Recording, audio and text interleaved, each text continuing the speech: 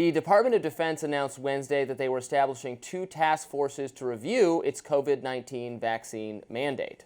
In October, the Pentagon had ordered, quote, white glove or VIP treatment for those who left the military over the COVID vaccine but were interested in returning.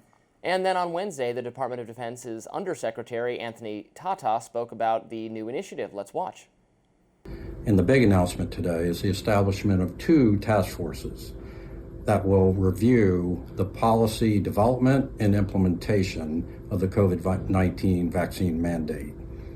These task forces will include members of the affected community, and they will be focused on making sure that this never ever happens again to our servicemen and women in uniform, their families, or our department civilians.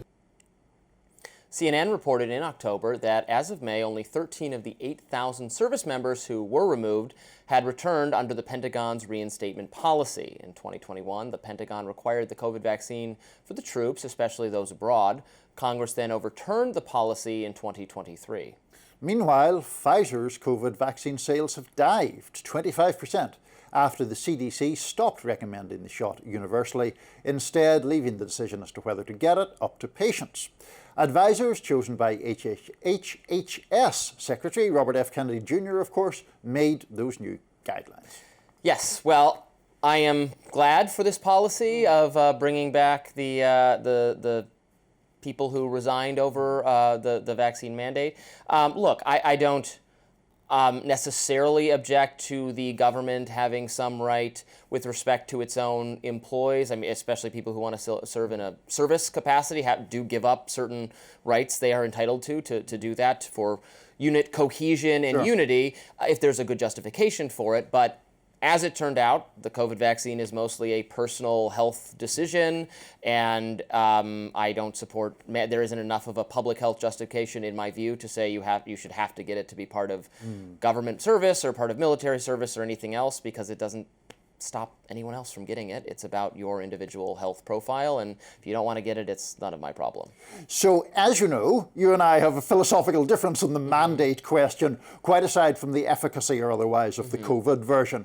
I think that as a broad principle, vaccine mandates are perfectly fine. I mean, when children go to public schools, we expect them to be vaccinated for polio and various other things. And if you're not vaccinated for those, you can't come. And I don't think that that principle is noticeably different when it comes to something like the armed forces. Now, where there's a separate issue is whether the mandate in this instance was based upon exaggerated or fallacious claims or not.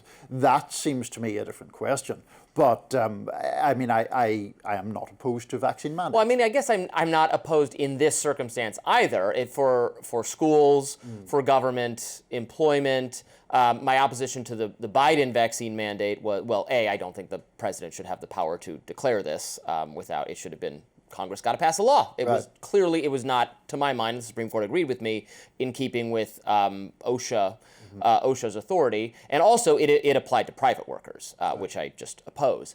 Again, in this case, I don't oppose mandate necessarily in principle, but I do not think it was worth requiring in this case, because the public health benefit was not significant enough. It was missold to the public on that basis, which has now inspired a backlash against vaccines everywhere in our country, where people want to undo vaccine mandates for vaccines that really do prevent spread of very dangerous diseases for children. There is a backlash against that because they've been conflated with the COVID vaccine not having the public health benefit. So I think that's a cautionary tale. No, it is. I mean, there has been obvious or intentional misinformation as well. But yes, that plays a part, and there have been really detrimental public health impacts on that.